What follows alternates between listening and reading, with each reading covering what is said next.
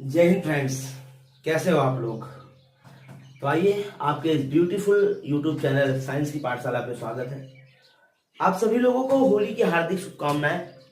आज हम स्टार्ट करेंगे रे ऑप्टिक्स का थर्ड लेक्चर, जिसमें कि हम एनसीईआरटी बेस्ड जितनी भी हेडिंग आपको मिलेगी एनसीईआरटी की, और एनसीईआरटी आप जानते हो कि एनसीईआरटी के अंदर जितनी भी चीजें हैं वो सारी चीजों को यहाँ पे पढ़ाने वाला हूँ।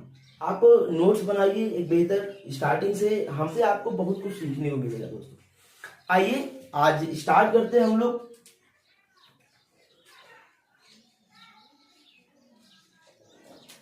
आज की हेडिंग स्टार्ट करेंगे हम गोलीय दर्पण की, गोलीय दर्पणों की फोकस दूरी, फोकस दूरी, फोकल लेंथ ऑफ स्फेरिकल,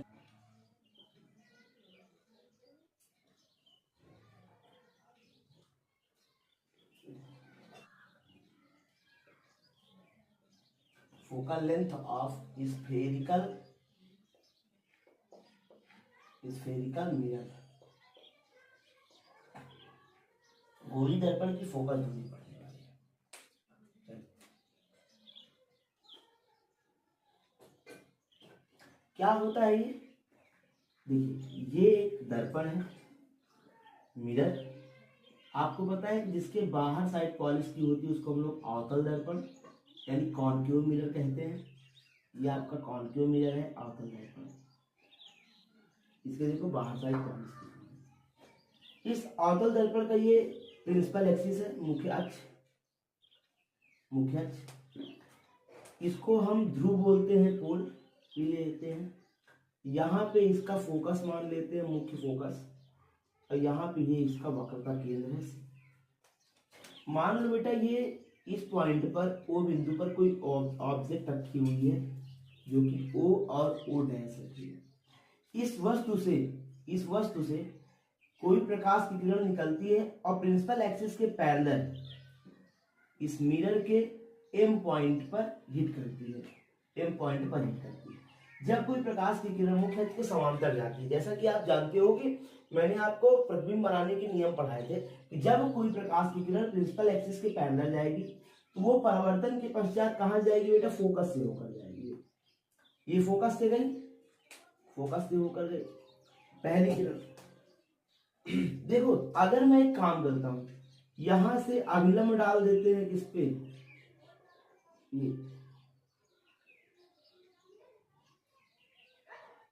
ये अभिलंब है।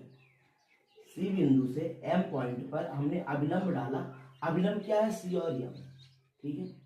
आइए यहां समझने की पूरी कोशिश करते हैं हम लोग।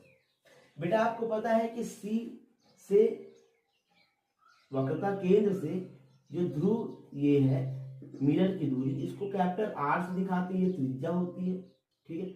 और फोकस ये क्या, स्मॉल एफ से दिखाया जाता है, ये क्या है, फोकस दूरी। आगे अगर मानव वगैरह इसमें लिखना हो तो कैसे लिखेंगे, सुन लीजिए एक बार। किसी दर्पण के सामने कोई यू दूरी पर कोई वस्तु रखी हुई है जिससे कि कोई प्रकाश की किरण एम बिंदु पर हिट करती है और मुख्य अक्ष के समांतर जाने वाली प्रकाश परावर्तन के पश्चात मुख्य फोकस से होकर जाती है, ठीक है। अगर अभिलंब एम बिंदु से सी बिंदु पर अभिलंब डाला गया, सी और एम, तो यहाँ पे देखिए अगर ये एंगल थीटा है तो ये एंगल भी थीटा होगा। ये क्या है, रिफ्लेक्शन हुआ है। रिफ्लेक्शन में दोनों एंगल क्या होते हैं, इक्वल होते हैं। ये एंगल, अगर ये एंगल थीटा तो ये एंगल भी थीटा। अब ये दोनों एंगल, ये 2 थीटा हो जाएगा, समझिएगा, यहाँ 2 थीटा हो जाएगा। इसको हम अप्रॉक्स एक लंब डाल देते हैं इस पे, जिसे एम और डी से दिखा देते हैं, एम डी से लंब डाल दिया, ठीक है। आइए यहाँ पे देखेंगे हम लोग कोण एम सी पी में, कोण एम सी पी व कोण एम एफ डी में, कोण एम एफ डी से, ठीक है। देखिए त्रिभुज एम सी डी में MCD में tan थीटा बराबर क्या होता है बेटा, लंब बटे आधार। लंब कितना है MD, लंब कितना है MD, आधार कितना है CD। ठीक, इक्वेशन फर्स्ट मान लो इसको। फिर आ जाइए त्रिभुज MFD में तो tan 2 थीटा बराबर लंब कितना है MD, आधार कितना है बेटा FD। ठीक है, इक्वेशन इसको सेकंड मान लेते हैं। यहाँ पे देखो जो ये थीटा है, ये थीटा ये बहुत छोटे कोण है। यानी अगर यहाँ पे आप समझो कि थीटा व 2 थीटा बहुत छोटे कोण है, तो इन्हें हम tan थीटा बराबर थीटा मान लेंगे और tan 2 थीटा बराबर 2 थीटा मान लेंगे। ठीक है, यहां देखो अगर इक्वेशन फर्स्ट और सेकंड से देखें, समीकरण फर्स्ट व सेकंड से, ठीक है, tan थीटा बराबर कितना रखेंगे, थीटा रखेंगे। थीटा बराबर क्या हो जाएगा MD upon CD, equation third. और देखो यहां पे देखिए अगर समीकरण 2 से देखें तो tan 2 थीटा बराबर 2 थीटा, tan 2 थीटा बराबर 2 theta MD upon FD, equation क्या है ये फोर्थ, इक्वेशन फोर्थ हो गया ये। अब आगे आइए, अगर मैं यहां पे देखूं, हमको क्या करना है, समीकरण 4 में 3 से भाग दीजिए। समीकरण 4 में 3 से भाग देने पर यानी देखो 2 थीटा अपॉन थीटा बराबर क्या है बेटा, ये MD अपॉन FD अपॉन में MD अपॉन CD। तो बेटा इधर देखो थीटा से थीटा खत्म, MD से MD खत्म, बर्बाद हो गया ये। बचा क्या यहाँ पे, यहाँ देखिए यहाँ बचा 2 बराबर 1 अपॉन FD बटे में 1 अपॉन CD। बेटा इसको अगर आप इसको इससे मल्टीप्लाई, इसको मल्टीप्लाई, तो 2 बराबर CD अपॉन क्या हो जाएगा FD। यहां देखो तो CD है, C से D, ये क्या है त्रिज्या है, C से D त्रिज्या है, CD बराबर R। और F और D क्या है, यहाँ पे F और D, स्मॉल f है फोकस दूरी, ये त्रिज्या है, और ये क्या है बेटा फोकस दूरी। यहाँ पे अगर आप देखोगे तो 2 बराबर CD जो है कैपिटल R अपान में क्या है स्मॉल f। अगर आपको चाहिए क्या, यहाँ से स्मॉल f चाहिए, स्मॉल f फोकस दूरी तो हमको फाइंड करना है, तो ये क्या आ गया R/2। यानी हम कह सकते हैं कि फोकस दूरी वक्रता त्रिज्या की आधी होती है। ये डेरिवेशन यहां से नोट कर लीजिए इसको, फिर नेक्स्ट डेरिवेशन में चलते हैं हम लोग। नोट कर लो इसको।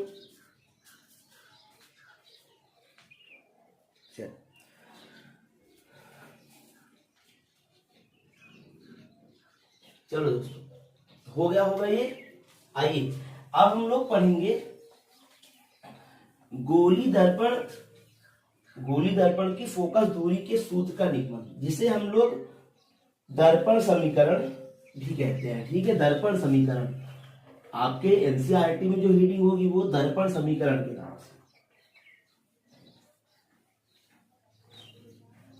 आगे दर्पण समीकरण देखेंगे। दर्पण समीकरण इक्वेशन ऑफ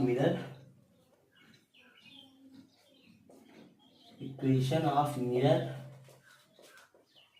मिरर या इसी को बोला जाता है गोली दर्पण की फोकस दूरी।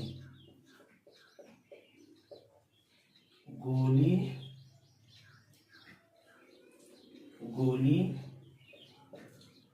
दर्पणों के लिए फोकस दूरी के सूत्र का निगमन, फोकस दूरी के सूत्र का निगमन।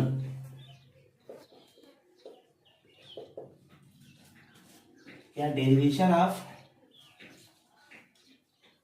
चलिए यहां पे कैसे करना है हमको, डेरिवेशन करना है एक मिरर का गोली दर्पण। गोली दर्पण दो प्रकार के होते हैं, मैंने बताया था, अवतल दर्पण और उत्तल दर्पण। हम अवतल दर्पण लेके इसका डेरिवेशन करते हैं, ठीक है। सपोज दैट ये क्या है बेटा, एक अवतल दर्पण है। अवतल दर्पण में देखिए पीछे साइड पॉलिश की जाती है, मैंने इसको पॉलिश कर दिया पीछे साइड, ये पॉलिश कर दिया हमने, ठीक है। ये बन गया आपका अवतल दर्पण। बेटा इधर ये मान लो कोई ये पॉइंट P है, हमने पहले प्रिंसिपल एक्सिस खींच दिया, ठीक है। यहाँ पे इसका मुख्य फोकस F है, ये वक्रता केंद्र C है। आजा समझो बात को। सपोज दैट O बिंदु पर, O बिंदु जो कि दर्पण से U दूरी पे है, U दूरी पे है, ठीक है। आपको पता है कि ये फोकस दूरी है बेटा स्मॉल f। अवतल दर्पण में सभी दूरियों को माइनस में लेते हैं, आप जानते हो ना इतना। देखिए सपोज दैट ये कोई एक ऑब्जेक्ट रखी हुई है O और O बिंदु पर, O और O डैश पर कोई ऑब्जेक्ट रखी है, इस वस्तु से कोई प्रकाश की किरण निकली जो कि दर्पण से टकराई और टकराने को इसका परावर्तन हुआ, सॉरी हम अपवर्तन बोल देते हैं, परावर्तन, जो कि मुख्य फोकस से होकर प्रकाश की किरण गई है। दूसरी किरण लेके जाते हैं बेटा फोकस से, देखो डिफ्लेक्शन के बाद ये कहां से गई, मुख्य अक्ष के समांतर। जहां पे ये दोनों एक दूसरे को इंटरसेक्ट करेंगी, तो ये इंटरसेक्ट कर रही है ना यहाँ पे, तो यहीं पे क्या बनेगा, प्रतिबिंब बनेगा, जिसे हम लोग I और I डैश से लिखते हैं, ठीक है। समझ में आया। सपोज दैट बेटा ये एक मान लेते हैं पॉइंट, ये हम लोग एक पॉइंट M मान लेते हैं और एक पॉइंट ये N मान लेते हैं, ठीक है। अब चलो समझिए, इसमें माना होना लिखना हो तो समझ जाइएगा क्या लिखना है, मैं बोल देता हूं और समझिए इसको। फिगर से अगर आप समझ गए, ये जो माना वगैरह लिखा जाता है, अगर इसको आप फिगर से समझ गए तो ये जान लीजिए कि पूरी फिजिक्स आपके लिए एकदम आसान हो जाएगी, नहीं तो आप परेशान हो जाएंगे। आप इतनी बड़ी बड़ी चीज है, इसको आप समझो। ये क्या कह रहा है कि भैया कोई दर्पण है, कौन सा दर्पण, अवतल दर्पण, जिसमें कोई मुख्य अक्ष और जिसकी वक्रता केंद्र क्या ऐसी है और जिसकी फोकस दूरी F है, ठीक है। इससे दर्पण से U दूरी पर कोई वस्तु O और O डैश रखी हुई है। वस्तु से निकलने वाली पहली प्रकाश की किरण मुख्य अक्ष के समांतर जाती है और M बिंदु पर आपतित होती है, ठीक है। अब इसका परावर्तन हुआ, परावर्तन होने के पश्चात ये कहां जाएगी, मुख्य फोकस से होकर चली जाएगी। दूसरी किरण निकली जो कि फोकस से गई और रिफ्लेक्शन के बाद ये मुख्य अक्ष के समांतर होकर चली गई। जहां भी ये दोनों किरणें एक दूसरे को इंटरसेक्ट की यानी काटी, वहीं पर प्रतिबिंब बना और प्रतिबिंब को हम लोग I और I डैश से दिखा दिए। अब समझो, यहां हम इसको करेंगे समरूप त्रिभुज से। अच्छा थोड़ा सा एक कंडीशन है, मैथ में एक प्रमेय है समरूप त्रिभुज, जिसको बोलते हैं सिमिलर ट्रायंगल। और सिमिलर ट्रायंगल की क्या कंडीशन थोड़ा समझ लेते हैं, क्योंकि सिमिलर ट्रायंगल इसमें यूज होने वाला है, ठीक है। सिमिलर ट्रायंगल का मतलब क्या होता है बेटा कि कोई एक ये त्रिभुज है, कोई ट्रायंगल ये है, कोई ट्रायंगल एक ये है, ठीक है। इनके आकार से मतलब नहीं होता है, लंबाई छोटाई बड़ाई से, ठीक है। इसमें केवल एंगल डिपेंड करता है। मान लो ये A है, ये B है, ये C है, ये मान लो बेटा P है, ये Q है, ये R है, ठीक है। क्या समझो, ये एंगल इस एंगल के इक्वल है, ये एंगल इस एंगल के इक्वल है और ये एंगल इस एंगल के इक्वल है, ठीक। तो इसका प्रमेय ये क्या कहता है बेटा, जब किसी दो त्रिभुज में उनके दो कोण आपस में बराबर हो तो उनके सम्मुख भुजाओं का अनुपात भी आपस में बराबर होता है। सपोज दैट बेटा यहां देखो, A के सामने की भुजा क्या है, BC, ठीक, और P के सामने भुजा क्या है, QR बराबर B के सामने की भुजा क्या है, AC, और Q के सामने भुजा क्या है, PR। इधर देखो C के सामने भुजा क्या है, AB, और R के सामने भुजा क्या है, PQ। तो क्या बोलेंगे बेटा, जब किसी दो त्रिभुज में यदि सभी शीर्षों के कोण आपस में बराबर हो तो शीर्षों के सम्मुख भुजाओं का अनुपात भी आपस में बराबर होता है। लिखना है तो लिख लीजिए कि बस ये सुन लो, लिख लीजिएगा आप कि बेटा किन्हीं दो त्रिभुज में अगर उनके शीर्षों का कोण आपस में बराबर हो ठीक है, तो उन शीर्षों के सम्मुख भुजाओं का अनुपात भी आपस में क्या होता है, बराबर होता है। ये एक प्रमेय है, इसको आप आराम से कहीं पे नोट कर लीजिएगा, ये हमेशा काम आएगी आपको। शादी उदी में भी आपकी काम आएगी, अगर शादी उदी हुई तो वहां भी शायद काम आए, आपको हमेशा काम आएगा। हम लोग सिमिलर ट्रायंगल से ही इस पूरे डेरिवेशन को करने वाले हैं। यहाँ पे समझो, समरूप त्रिभुज से, माना वाला लिख लेना जो मैंने बोला है, समरूप त्रिभुज से, समरूप त्रिभुज से, समरूप त्रिभुज में क्या है बेटा, यहां देखो ओ ओ डैश एफ एक ट्रायंगल, दूसरा पी एन एफ, देखो ये इसका ये एंगल इस एंगल के इक्वल है, इसका ये एंगल इस एंगल के इक्वल है, तो ये एंगल आपस में तो इक्वल होगा ही होगा, ठीक है। देखो त्रिभुज ओ ओ डैश एफ, ये सिमिलर ट्रायंगल का साइन होता है, और त्रिभुज पी एन एफ से, ठीक है। यहां देखो इस शीर्ष के सामने की भुजा क्या है, ओ ओ डैश है, ओ ओ डैश। देखो यहां पे समझो इस सामने की भुजा क्या है, पी एन है, बराबर क्या हो जाएगा बेटा, यहां समझो इसके सामने की साइड क्या है, ओ एफ, क्या है ओ एफ, इसके सामने की साइड क्या है, पी एफ, इक्वेशन हो गया बेटा फर्स्ट। अब सेकंड लेते हैं, फिर यहां पे देखो एम पी एफ, ये एक ट्रायंगल हो गया, ठीक है। और फिर आई डैश एफ, देखो इसका ये एंगल इस एंगल के इक्वल, इसका ये एंगल इस एंगल के इक्वल, और इसका ये एंगल इस एंगल के इक्वल, ये एक सिमिलर ट्रायंगल है। क्या बोलेंगे, त्रिभुज एम पी एफ, ये सिमिलर है किसके, त्रिभुज आई डैश एफ से, ठीक है। यहां पे देखो, यहां देखो इसके सामने की साइड क्या है, एमपी अपान, इसके सामने की साइड क्या है बेटा, आई डैश बराबर, यह देखो इसके सामने की साइड क्या है, पीएफ बटे में आ जाओ, इसके सामने की साइड क्या है, आईएफ, ठीक है। इसको इक्वेशन सेकंड मान लो। यहां पे देखो थोड़ा सा, क्या देख रहे हो आप यहाँ पे कि बेटा इधर देखो, ये ओ डैश ये किसके इक्वल है, एमपी के। अगर ये थोड़ा अप्रॉक्स में तो हमने तो तीसरा कर दिया, लेकिन होता एकदम बराबर है, ठीक है। एमपी ओ डैश, यानी ओ डैश ये इक्वल है किसके, एमपी के। उसी प्रकार देखो आई और आई डैश किसके इक्वल है, पीएन के। आई और आई डैश किसके इक्वल है, पीएन के। यहां देखो अगर मैं समीकरण 3 में ये हो जाए, समीकरण 2 में हम देखें तो एमपी की जगह में ओ डैश रख सकता हूं अपान में, आई की जगह हम पीएन रख सकते हैं, इक्वेशन ये PF upon if, equation third. अच्छा एक चीज देखो, अगर मैं समीकरण 1 और 3 में देखूं, समीकरण 1 और 3 यहां समझिएगा, हम मैंने क्या लिखा बेटा, समीकरण 1 व 3 से देखो क्या देखेंगे, ओ डैश अपान पीएन बराबर ओ एफ अपान पीएफ। यहां देखो ओ डैश अपान पीएन बराबर पीएफ अपान आईएफ। अच्छा है, दो समीकरण में अगर एक साइड इक्वल हो तो हम दोनों साइड को क्या कर लेते हैं, इक्वल कर लेते हैं, ये तो आप जानते हो, ठीक है। मैथ की प्रमेय है कि अगर समीकरण किन्हीं दो समीकरण में अगर एक साइड इक्वल हो तो दोनों साइड को हम इक्वल कर लेते हैं। यहां देखो अगर मैं देखूं हमको ये साइड इक्वल है तो हम क्या करेंगे बेटा, ओ एफ अपान पीएफ बराबर पीएफ अपान में आईएफ, इक्वेशन क्या मान लेंगे, उसको फोर्स मान लेंगे, ठीक है। आ जाओ समीकरण 4 में सभी दूरियों का मान रखने पर, सभी दूरियों का मान रखने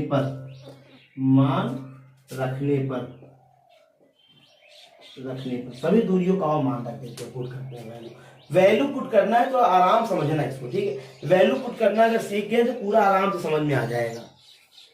आ जाओ देखो ओ एफ है, ओ से एफ बेटा, यहां समझो ओ से एफ, ठीक है। पूरी दूरी कितनी है, यहां से यहां यू। अगर आप देखो अगर मैं पूरी दूरी से इतना घटा दूं मुझे इतना मिल जाएगा। अगर माइनस यू, इधर देखो समझो, माइनस यू से हम क्या घटा दें, माइनस का एफ घटा दें, बटे में आ जाओ। क्या रखना है, पी एफ से की दूरी कितनी, माइनस का एफ, माइनस रखेंगे, इस चिन्ह का ध्यान रखना आराम से, ठीक है, चिन्ह का ध्यान रखना। उसके बाद पी एफ वही माइनस एफ, अपान में आ जाओ। यहाँ क्या है बेटा, आई एफ क्या है, आई एफ हमको इतना चाहिए। अच्छा पूरी दूरी कितनी है, इतनी, ये प्रतिबिंब की दूरी है, इसको हम लोग v से दिखाते हैं, ठीक है। अगर v से इतना पूरी दूरी से मैं इतना घटा दूं, मुझे इतना मिल जाएगा।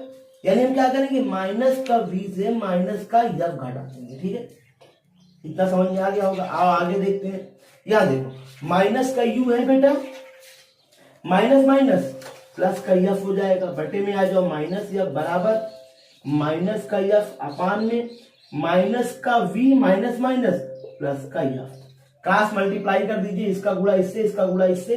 यार देखो माइनस का u प्लस का एफ, और ये माइनस का v प्लस का एफ, और ये क्या हो गया, बराबर minus minus minus plus F square, ठीक है। माइनस यू से पूरे में गुणा करो, माइनस यू माइनस वी, तो माइनस माइनस प्लस यू भी बचेगा, ठीक है। माइनस यू से एफ में करो तो माइनस का यू एफ हो जाएगा। फिर बेटा एफ से करना है, एफ से तो माइनस वी एफ प्लस, और एफ से एफ में प्लस का एफ स्क्वायर बराबर एफ स्क्वायर। बेटा एफ स्क्वायर इधर भी एफ ये दोनों को बर्बाद कर देते हैं, ठीक है। बचा क्या यहाँ पे, यू वी माइनस का यू एफ माइनस का वी एफ बराबर 0। इधर देखो, यहाँ आ जाओ, यहाँ क्या देखेंगे हम, यहाँ देखो हम एफ वाली वैल्यू को इक्वल की एक साइड कर लेते हैं, तो ये यू वी बराबर में यू एफ प्लस का वी एफ हो जाएगा। दोनों पक्षों में, अब दोनों पक्षों में यू वी एफ से भाग दे देते हैं, भाग देने पर, ठीक है। तो ये U V upon U V F बराबर U F upon U V F बराबर वी एफ, सॉरी बराबर नहीं प्लस लगेगा, सॉरी तो यहाँ पे बराबर होगा, यहाँ पे प्लस यू वी एफ। इधर देखो u से u खत्म, v से v खत्म, u से u खत्म, f से f खत्म, v से v खत्म, f से f खत्म। बचा क्या यहाँ पे, 1/f equal to 1/v plus 1/u। ये आ गया फोकस दूरी का सूत्र, 1/f equal to 1/v plus 1/u। Note कर लीजिए, ये फोकस दूरी का सूत्र है, नोट कर लो इतना। चलिए दोस्तों हो गया होगा, नोट कर लीजिए इसको पूरे को। अब हम लोग पढ़ेंगे लीनियर मैग्निफिकेशन यानी रेखीय आवर्धन। देखो ये अलग से हेडिंग नहीं एनसीईआरटी में, इसी के अंदर है, आपको मिल जाएगा कहीं ना कहीं। एनसीईआरटी बेटा हम तो इसकी मेन हेडिंग तो मैं पढ़ाऊंगा ही, इसके अंदर जितनी चीजें देखो, एनसीईआरटी गागर में सागर है। एक चीज याद कर लेना, किसी भी चीज की प्रिपरेशन अगर करना हो तो एनसीईआरटी इज मस्ट। लेकिन जो बच्चा एनसीईआरटी को अच्छे से पढ़ लिया, एनसीईआरटी समझ लिया, उसके लिए कोई भी एग्जाम बड़े ही आसानी से वो उस एग्जाम को क्लियर कर जाएगा। आइए पढ़ते हैं लीनियर मैग्निफिकेशन, रेखीय आवर्धन क्या है। तो ये समझो रेखीय आवर्धन क्या होता है दोस्तों। रेखीय आवर्धन, linear magnification, linear magnification, linear magnification क्या है। ये लीनियर मैग्निफिकेशन समझेंगे बेटा, समझो। लीनियर मैग्निफिकेशन को हम लोग स्मॉल m से प्रदर्शित करते हैं, यहां पे लिखिएगा। इसे हम लोग स्मॉल m से प्रदर्शित करते हैं m बराबर होता है प्रतिबिंब की लंबाई, प्रतिबिंब की लंबाई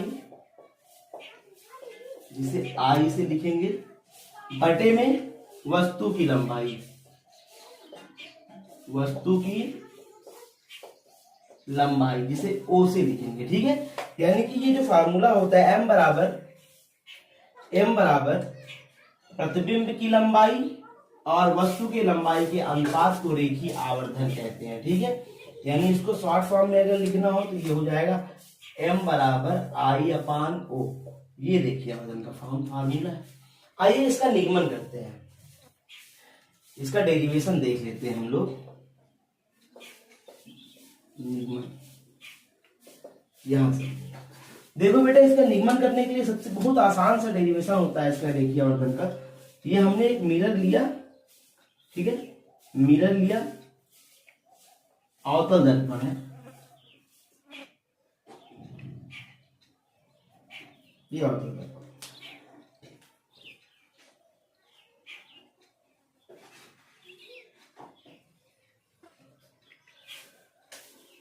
ये प्रिंसिपल एक्सिस दर्पण की, यहां पे समझो ये ध्रुव हो गया, ये मान लो फोकस है बेटा, ये वक्र का केंद्र है।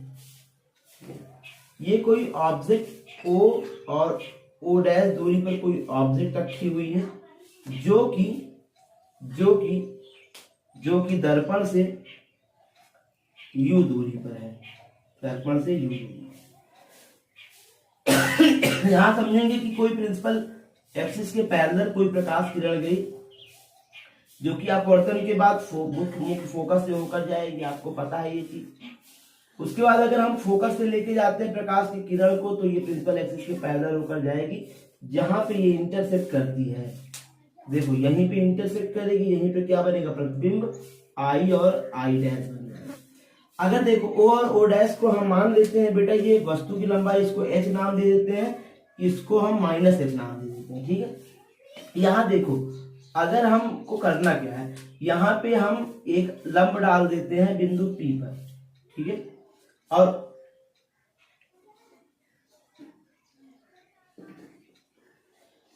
इसको I से मिला देते हैं। अब देखो हमको क्या करना है ना, यहाँ पे समझना है पूरी कहानी को, क्या है जी रेखीय आवर्धन क्या है, समझो। यहां समझो, अगर मैं त्रिभुज सिमिलर ट्रायंगल से हमको करनी है कहानी सारी सुनी। सिमिलर ट्रायंगल कहाँ है इसमें देखेंगे, समरूप त्रिभुज से, समरूप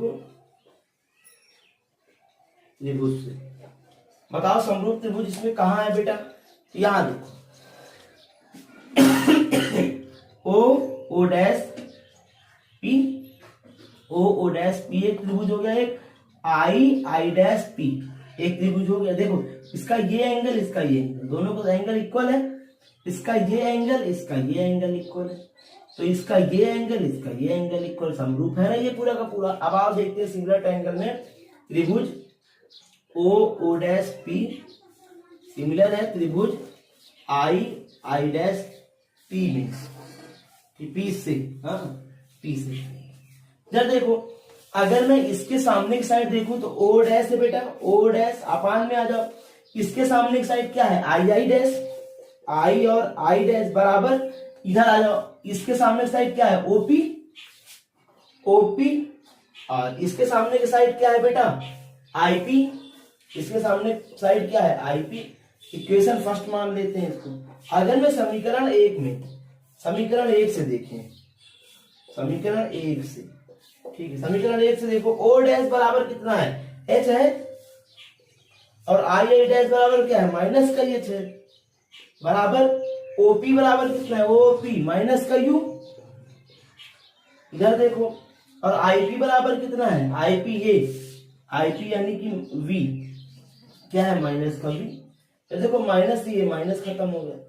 अगर मैं देखो इसको इक्वेशन 2 मान लू, समीकरण 2। अगर समीकरण 2 से देखें, समीकरण 2